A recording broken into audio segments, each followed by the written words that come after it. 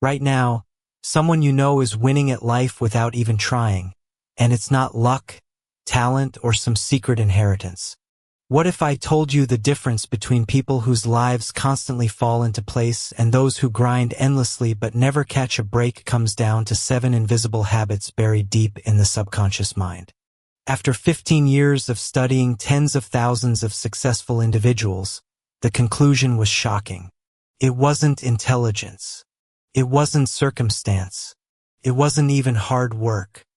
It was the algorithm running silently in the background of their minds, a set of habitual patterns so deeply ingrained that most people never even realize they exist. These habits act like an operating system for life itself, quietly dictating whether opportunities flow toward you or slip through your fingers like water. And here's what makes this even more unsettling. The people who are stuck, the ones who feel like the universe is working against them, are often running a corrupted version of this same operating system without knowing it. They wake up every day, push harder, sacrifice more, and yet somehow end up further behind. It's not because they're less capable. It's because the invisible code governing their decisions, reactions, and perceptions is fundamentally flawed. Today, everything changes. Forget the recycled advice you've heard 1,000 times. Wake up early, read more books, set goals, meditate for 20 minutes. That's not what this is about. This is about rewiring the deepest layers of how your brain processes reality, makes decisions, and attracts outcomes. This is a complete life reconstruction manual built on behavioral psychology, neuroscience, and real-world case studies of people who transformed their entire existence by changing habits so small most people would dismiss them as irrelevant. By the time you finish reading this, your brain will have already begun operating on a different circuit. The patterns that kept you stuck will start to dissolve, and the framework for a fundamentally different life will lock into place. So let's get into it, starting with the single most underestimated force shaping your reality every single day: the words coming out of your mouth. The first secret habit of people whose lives consistently work out is their relationship with language. They understand something that most people completely overlook, that every word you speak is a direct command to your subconscious mind, and your subconscious doesn't have a sense of humor. It takes everything literally. Think of your brain as an extraordinarily obedient but somewhat naive computer system. When you say something like, "I'm dying over here," or "This is killing me," or "I can't catch a break," your brain doesn't recognize these as casual expressions. It receives them as instructions and immediately begins allocating resources accordingly. Stress hormones flood your system. Your prefrontal cortex, the part of your brain responsible for creative problem-solving and rational decision-making, begins to shut down, and your reticular activating system starts filtering reality to confirm exactly what you just declared. You said things are terrible, so your brain helpfully starts highlighting every piece of evidence that things are, in fact, terrible. Meanwhile, the person whose life seems to magically work out says something completely different when faced with the exact same situation. They don't say everything is perfect, because the subconscious is also remarkably good at detecting lies. Hollow affirmations like, "I am a millionaire," when your bank account is overdrawn, don't work, because your unconscious mind immediately flags the contradiction and discards the input. What successful people do instead is far more sophisticated. They use what psychologists call possibility-based neutral language. Instead of, "I can't do this," they say, "I haven't figured this out yet." Instead of, "This is impossible," they say, "What would it look like if this actually worked?" Instead of, "I'm broke," they say, "I'm in the process of building wealth." Notice the difference. These statements aren't delusional positivity. They're factually accurate reframes that keep the brain's problem-solving machinery engaged rather than shutting it down with despair.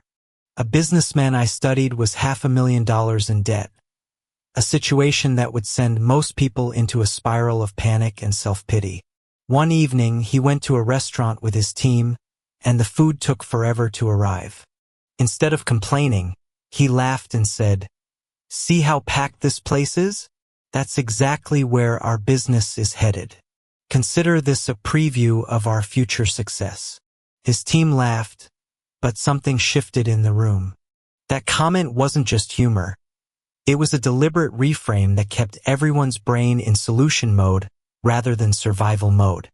Within 3 years, his company became the top performer in its industry, and he later credited that habit of linguistic reframing as the single most important factor in his turnaround.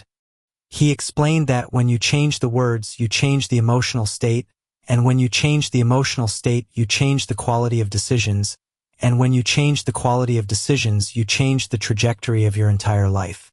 The chain reaction starts with a single sentence. To apply this immediately, try eliminating what I call death phrases from your vocabulary for just 1 week. Words like can't, impossible, never, always when used negatively, hate, and terrible. Consciously catch yourself every time one of these slips out. When it does, and it will because these patterns are deeply embedded, add a redemptive clause. Today was exhausting, but that just proves I gave everything I had, and tonight I'm going to sleep like a champion.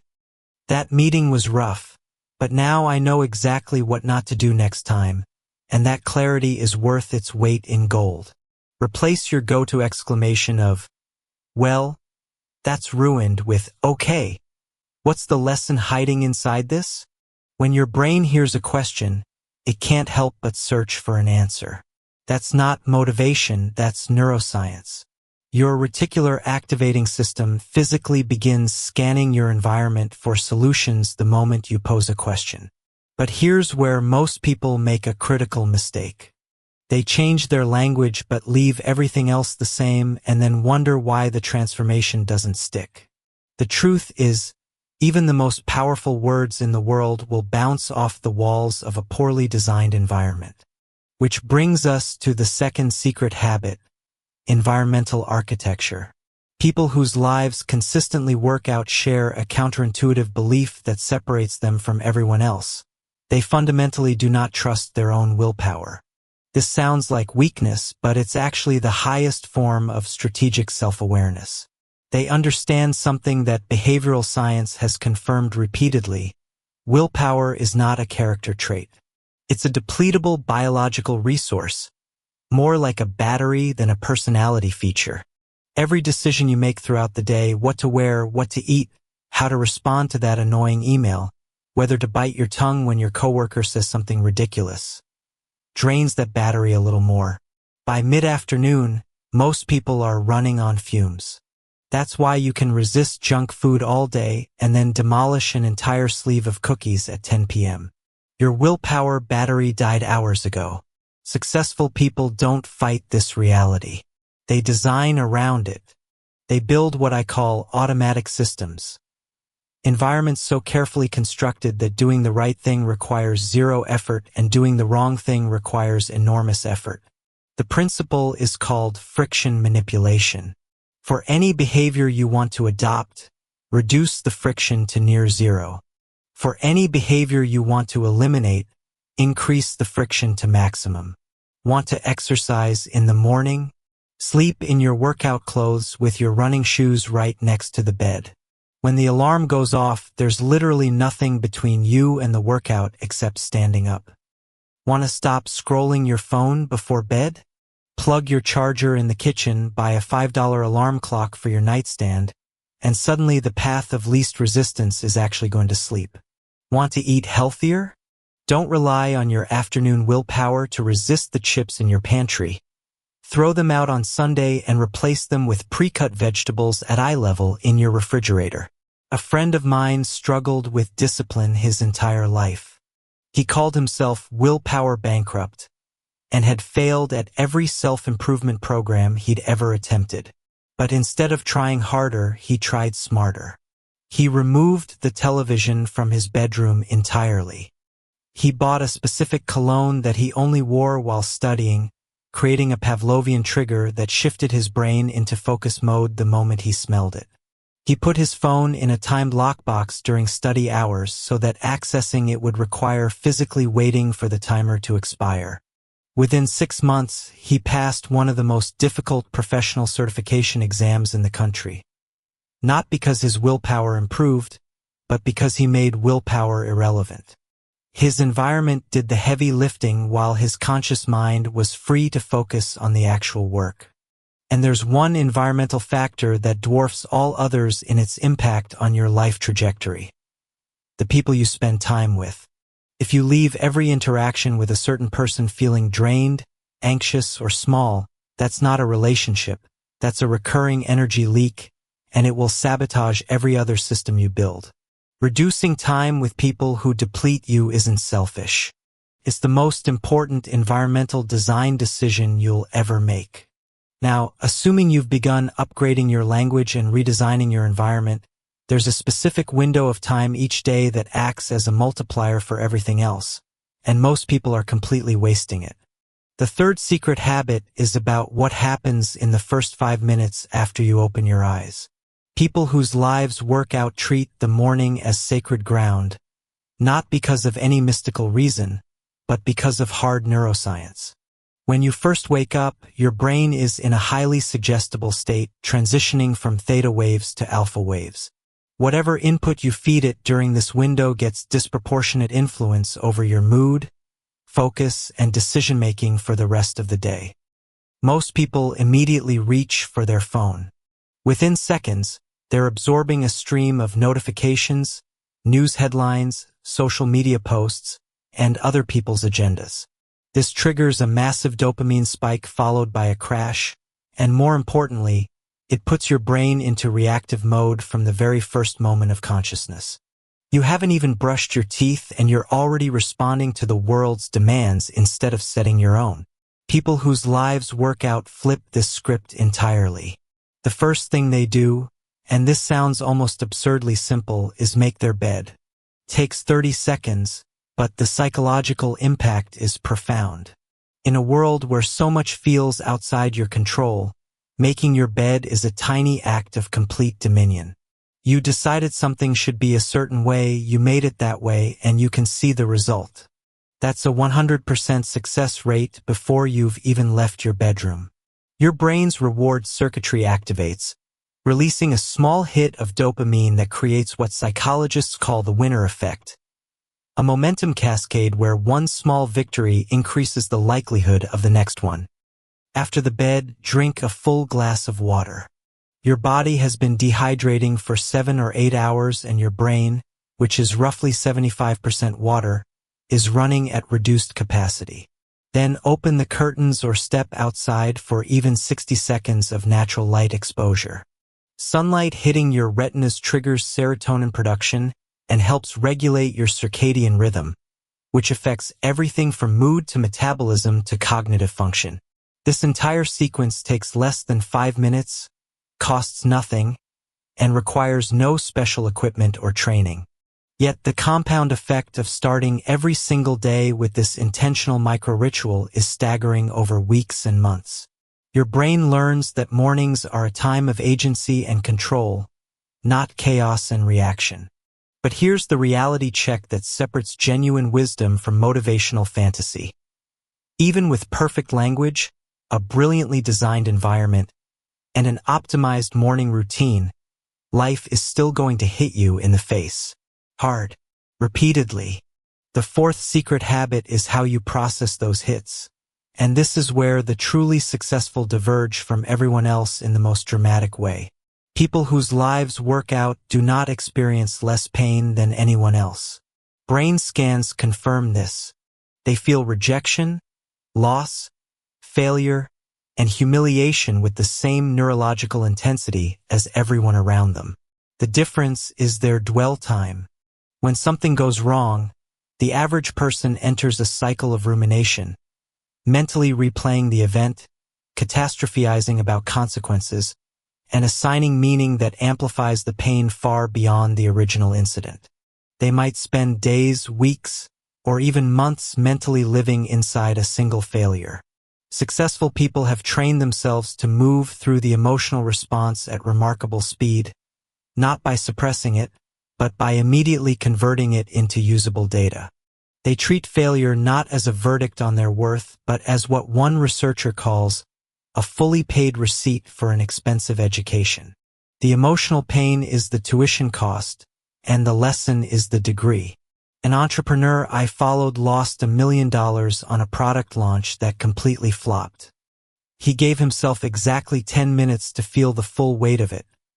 He actually went into the bathroom, sat on the floor, and let himself experience the devastation completely. Then he stood up, washed his face, walked back to his desk, and wrote what he called his $1 million lesson plan. A detailed document titled, "Everything You Should Never Do When Launching a Product." He turned his most expensive failure into his most valuable asset, and within a year, his next venture generated more revenue than the failed one ever would have. The technique you can use immediately is emotion-fact separation. When something bad happens, take a piece of paper and draw a line down the middle. On the left side, write every emotion you're feeling: rage, shame, fear, sadness, whatever surfaces. On the right side, write only the objective facts of what occurred, stripped of all interpretation. Then, at the bottom, force yourself to complete this sentence. Because this happened, I now have the advantage of. This exercise literally rewires how your brain categorizes negative events, moving them from the threat center of the amygdala to the analytical processing center of the prefrontal cortex. Over time, your default response to adversity shifts from paralysis to curiosity. The fifth secret habit addresses the gap between knowing what to do and actually doing it, a gap that swallows more potential than any other single factor in human performance. People whose lives work out are not more decisive than average people. They don't possess superior courage or some innate bias toward action. What they've mastered is the art of bypassing their own resistance mechanism by eliminating the gap between impulse and motion. The brain's default mode is energy conservation. Anytime you consider doing something new, uncomfortable, or uncertain, your amygdala fires up and floods your consciousness with objections disguised as rational thought. You should wait until you're more prepared. Now isn't the right time. What if it doesn't work out? Let me just think about this a little more. These aren't wisdom. They're your survival brain doing its job, which is to keep you exactly where you are because where you are is familiar, and familiar means safe, even if familiar also means miserable. The counter technique is elegantly simple, the 5-second rule. The moment you feel the impulse to act on a goal or commitment, count backward, 5, 4, 3, 2, 1, and physically move. Not mentally prepare. Not visualize. Move. Stand up. Pick up the phone. Open the laptop. Put on the shoes. Walk out the door.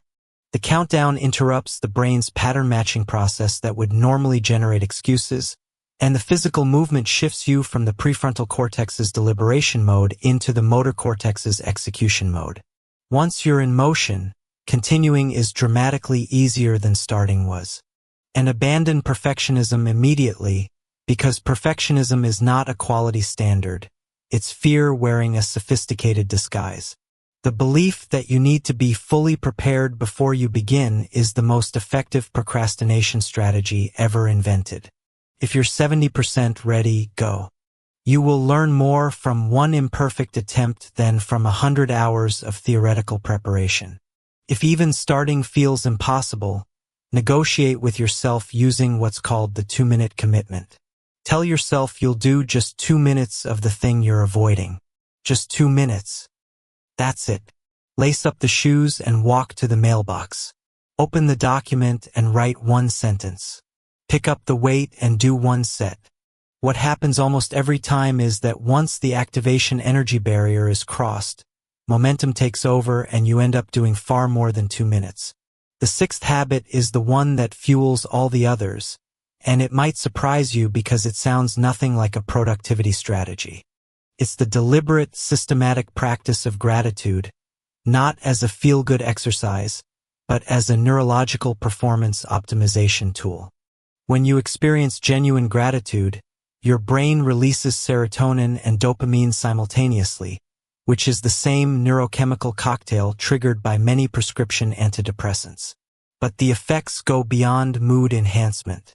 These neurotransmitters directly improve prefrontal cortex function, which governs planning, decision-making, and creative problem-solving. They also expand your perceptual field, literally allowing you to notice things you were previously blind to. This is why people who practice regular gratitude report increased luck. They're not actually luckier. Their brains are simply processing more of the available information, which means they spot opportunities that were always there but previously invisible. The key is that gratitude must be specific and practiced consistently, not just felt occasionally when something obviously wonderful happens. Train yourself to find gratitude in the mundane. The subway showed up on time. Your lunch tasted good. The sun came out for 10 minutes during an otherwise gray day. Your internet connection held steady during an important video call. These micro-observations seem trivial individually, but their cumulative effect on your reticular activating system, the brain's filtering mechanism that determines what information gets your conscious attention, is transformative. After several weeks of deliberate gratitude practice, your brain physically rewires its default scanning pattern from threat detection to opportunity detection. You start noticing openings, connections, and possibilities that were always present in your environment but were being filtered out by a negativity-biased operating system. This is the closest thing to a genuine life hack that neuroscience has ever produced. Finally, the seventh habit is the one that ties everything together and ensures continuous improvement rather than eventual stagnation. The discipline of learning and recording through what psychologists call metacognitive feedback loops. An unexamined life doesn't just lack meaning in the philosophical sense.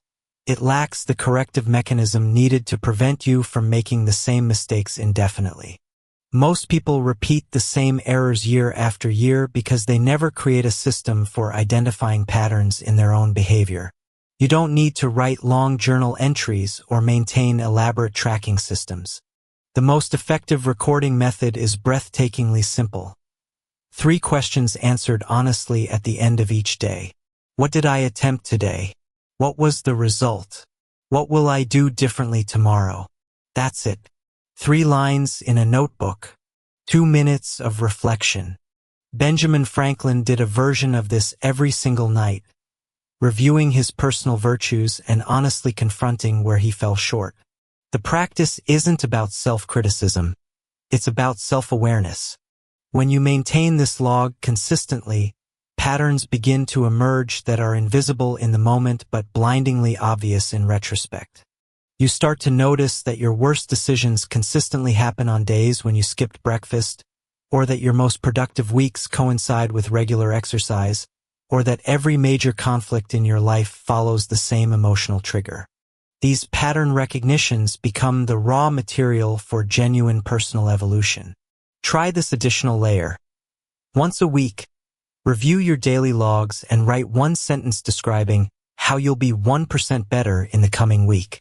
Just 1%. Not a complete transformation, not a dramatic overhaul, 1 single percent of improvement. Compounded over a year, that 1% weekly improvement results in a version of yourself that is virtually unrecognizable from where you started. So let's bring all 7 together one final time. Speak to yourself and about your life in language that keeps your brain's problem-solving systems online. Design your physical and social environment so that the right choices are effortless and the wrong choices require deliberate effort. Protect the first 5 minutes of every morning as the launchpad for your entire day. Process failure at high speed by converting emotional pain into strategic data. Eliminate the gap between thought and action by counting down from 5 and moving before your brain can object. Practice specific, daily gratitude to rewire your perceptual filters from threat detection to opportunity detection. And record 3 simple lines every night to build the metacognitive awareness that prevents you from repeating the same cycles forever. Life is not a dice game determined by invisible forces beyond your control. It is an engineering project, a precise, buildable structure assembled one habit at a time, one day at a time, one choice at a time. The people whose lives seem to flow effortlessly aren't luckier than you. They're not smarter than you. They've simply installed a better operating system, and everything you need to install that same system is now in your hands. The moment you finish reading this, do one thing, just one. Pick up something out of place and put it where it belongs. Straighten a cushion. Wash a single dish. And as you do it, say to yourself, my success starts right here, right now, with this one small act. That tiny spark of victory will ripple outward in ways you cannot yet imagine. You are already the kind of person whose life works out. All that remains is proving it, one habit at a time.